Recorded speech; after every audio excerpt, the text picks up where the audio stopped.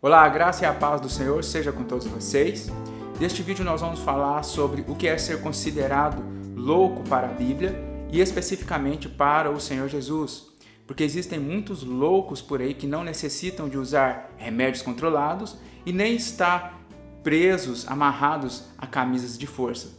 Será que esses loucos, ou nécios, ou insensatos, seja como for, depende de como você entende a palavra louco, será que estes são aqueles que têm algum tipo de problema mental? Alguma patologia? Se você quiser saber sobre este assunto, eu peço para você permanecer até o final. Então, vamos para o estudo.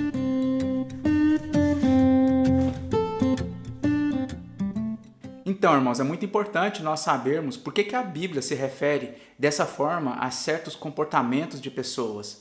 Por que ela chama muitas vezes de louco, de nécio, insensato, para mostrar certos comportamentos que pessoas estão fazendo. Será que a Bíblia está necessariamente falando que são doentes mentais? Vê que é muito importante nós conseguirmos identificar qual é esse tipo de loucura que nós estamos tratando agora. Porque existe até um caso em que Davi se fingiu de louco quando estava fugindo dos seus perseguidores. Então, não é esse o caso. Aquilo foi ele usou de astúcia, ele usou a sua inteligência. Olha que irônico, ele usou a sua inteligência se fingindo de louco. Não é essa loucura de uma pessoa que está com problemas mentais. Nós vamos ver isso. Ouça com atenção. Ser considerado tolo para a Escritura e para o Senhor Jesus está mais relacionado com o fato de você ser sábio aos seus próprios olhos. Você abandonar o conhecimento que você tem, ou que você recebeu, ou que você adquiriu durante vários anos, você negligenciar toda essa carga de entendimento, de sabedoria que você adquiriu, rejeitar e ser sábio aos seus próprios olhos. Rejeitar o ensino, a instrução que você recebeu, particularmente falando a respeito da lei do Senhor, o livro de Provérbios, né? Quase a sua totalidade ele faz esse contraste entre sabedoria e tolice, entre prudência e necessidade. Então há esse contraste no livro de Provérbios como um todo. A gente pode notar isso claramente. Quando existe, de fato, essa negligência de você abandonar aquilo que é correto, aquilo que é certo, a gente vê isso na Escritura muitas vezes. De certa forma, você conhece o que é certo, sabe que tem que fazer o bem e não faz, você negligencia. Você está sendo sábio aos seus próprios olhos, você está sendo obstinado, desobediente. Vamos olhar para o contexto das 10 virgens, onde 5 delas eram nécias e 5 delas eram prudentes. Você pode perceber o que diferencia as nécias das prudentes. Basicamente, você vai olhar para o contexto e vai ver que 5 delas levaram azeite nas botijas e 5 delas não levaram o azeite nas botijas. Levaram o azeite que estava apenas nas lâmpadas. Então, essa prudência de você ter acumulado o azeite e levado te tornou uma pessoa sábia, uma pessoa prudente para iluminar o teu caminho quando você estiver caminhando na escuridão. Porque quando é dia, você não precisa de luz. Mas, quando chegar à noite, você precisa ter acumulado algum meio para que essa luz ela fique acesa. A luz que você recebeu ela fica acesa. Então, as nécias, elas não levaram esse meio para fazer as luzes, a lâmpada, o candeeiro ficar aceso. Isso está relacionado com as 7 lâmpadas da menorá, que são aquele castiçal de 7 braços, ou seja, aqueles 7 braços são 7 candeeiros, que forma uma menorá, que forma um candelabro. Eu não vou entrar nessa questão agora de falar detalhadamente cada aspecto. Basicamente, você vai ter que entender que esse azeite de ouro é o Espírito Santo, mas também o Espírito Santo na forma da palavra de Deus. Você tem que estar acumulando a palavra de Deus, você tem que estar acumulando essa palavra de Deus e guardar ela para si, o Espírito Santo, mas você precisa conhecer a palavra de Deus, porque através da palavra de Deus é que o Espírito ele começa a agir em você, você começa a gerar fruto do Espírito e por aí vai. Basicamente esse azeite de ouro, porque a gente quando olha para Zacarias capítulo 4, lá tem toda aquela revelação dos 2 ramos de oliveira, vertendo azeite de ouro. E o texto lá, ele enfatiza azeite de ouro. Quando Zacarias olha pela segunda vez, aí ele pergunta o que são esses 2 ramos vertendo azeite de ouro para os tubos, os 7 tubos, até cair, né, até derramar esse azeite nas lâmpadas, que é a menorá. Indo mais fundo, o que diferencia as nécias das prudentes? Porque quando elas chegaram, as nécias chegaram para o Senhor, para entrarem no reino, elas viram que a porta estava fechada. Por quê? Porque elas foram comprar.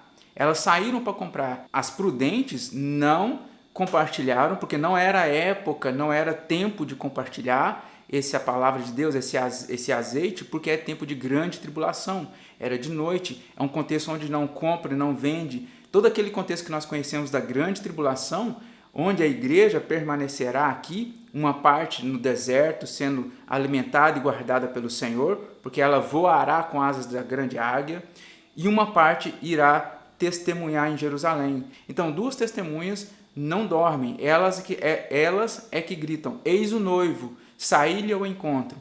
E aquelas que têm azeite, trouxeram azeite nas suas botijas, vão conseguir enxergar na escuridão, vão conseguir caminhar sem tropeçar. Não vai ter nenhuma pedra de tropeço que ela não vai conseguir enxergar. Por isso ela não vai apostatar da fé. Então tudo isso está relacionado com a apostasia. Você não conseguir enxergar o caminho, você vai tropeçar numa pedra. Nesse tempo de grande tribulação, a besta da terra vai enganar os eleitos. A besta da terra ela vai enganar, se possível, como está escrito, até os eleitos. Como diz também em Daniel capítulo 11, muitos se ajuntarão aos sábios com lisonjas, vão tentar perverter, apostatar os outros. Como eles apostataram. A maioria das parábolas do Senhor Jesus ela está relacionada primeiramente com o seu reino e depois com o seu povo, com aqueles que vão participar deste reino. Tem mais uma outra parábola que agora nós vamos entender o porquê que foi considerado, o Senhor, ele considerou certo e justo não compartilhar, aquelas virgens prudentes não ter compartilhado azeite com as virgens nécias. E tudo isso está relacionado aqui até com essa parábola que eu falei para vocês. Aqui em Lucas 13, quando alguns vão perguntar para o Senhor se são poucos os que são salvos, o Senhor fala a parábola da porta estreita.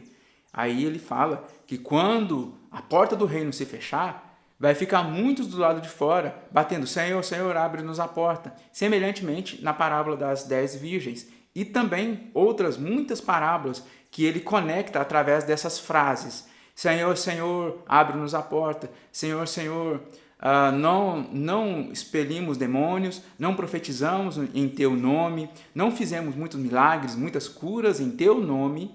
Olha, no nome do Senhor. Por um pouco de tempo elas creram, depois elas apostataram, elas foram sábias aos seus próprios olhos. Por quê?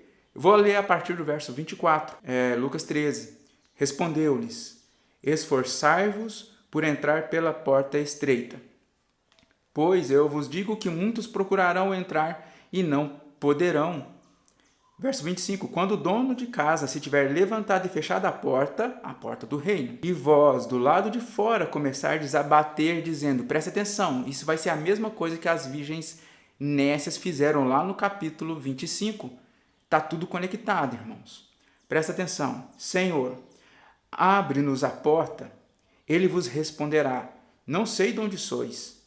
Então direis, elas vão confessar da própria boca, elas vão dizer da própria boca. Depois de ter visto tudo e ter ficado lá de fora, nada mais restou do que confessar o próprio erro. Então direis, o Senhor falando, vocês vão dizer assim, comíamos e bebíamos na tua presença e ensinavas em nossas ruas. Mas ele vos dirá, não sei de onde vós sois, apartai-vos de mim, vós todos os que praticais iniquidade. Então, tanto esse verso aqui, apartai-vos de mim, vós que praticais iniquidade, ele está esparramado nos Salmos.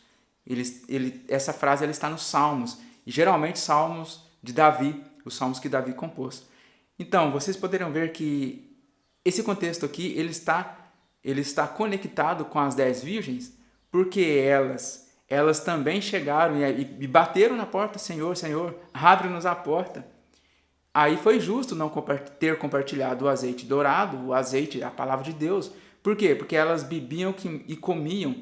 Elas estavam preocupadas com a vida terrena, com a vida natural, com o curso natural do ser humano.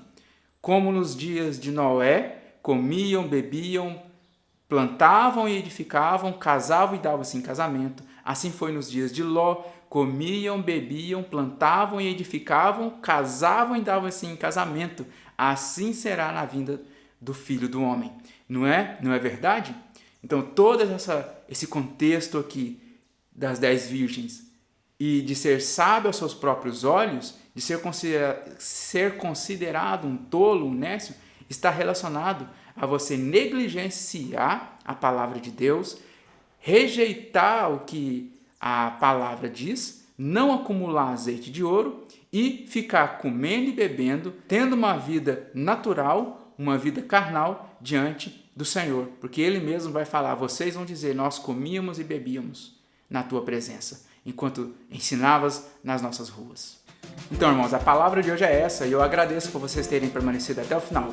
Se vocês não tiverem inscrito, considerem inscrever no nosso canal, deixe o gostei se tiverem gostado e até o próximo estudo. Shalom!